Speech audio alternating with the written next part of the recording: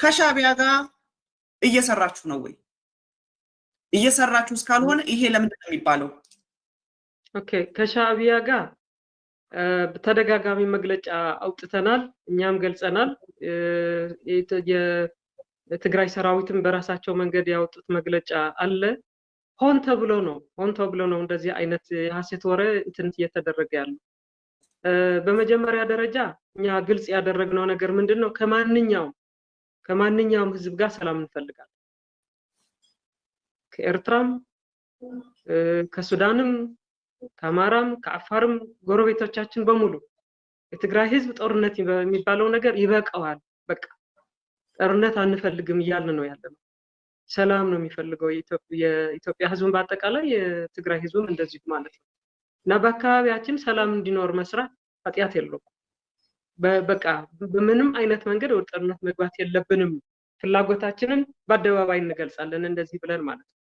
ከዛ ባሻገር ግን ሰላም ፍጠሩ፣ ተነጋገሩ ብሎ ቀደም ብሎ ራሱ ፕራይም ሚኒስተር ጠቅላይ ሚኒስተር አብይ ለህወሓት ያቀረበው ሐሳብ ነበር። በዛው መሰረት ነው ዶክተር ደብረጽዮንም የገለጸው ከኤርትራ ተወካዮች ጋር የኛ አመራር የተገናኙበት ሁኔታ ነበረ። ይሄ ለፌደራል መንግስትም ሪፖርት ነው።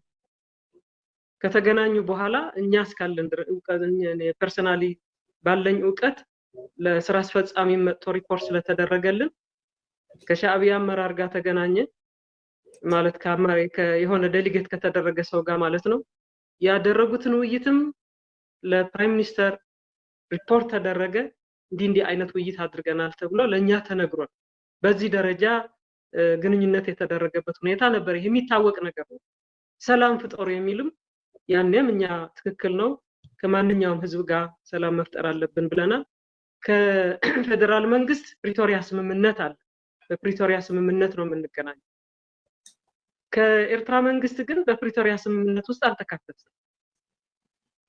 ይሄ የሰላም ስምምነት አለን የምንለው ነገር የለንም። ወደ ጦርነት ግን ገብተናል። ስርዓት ያለያዘ ነገር አለ። ጦርነት ውስጥ ከገባን በኋላ ከዛ በኋላ መቀጠል ያለበት ነገር አለ። ይሄ ነገር በራሱ መንገድ ይፈታል።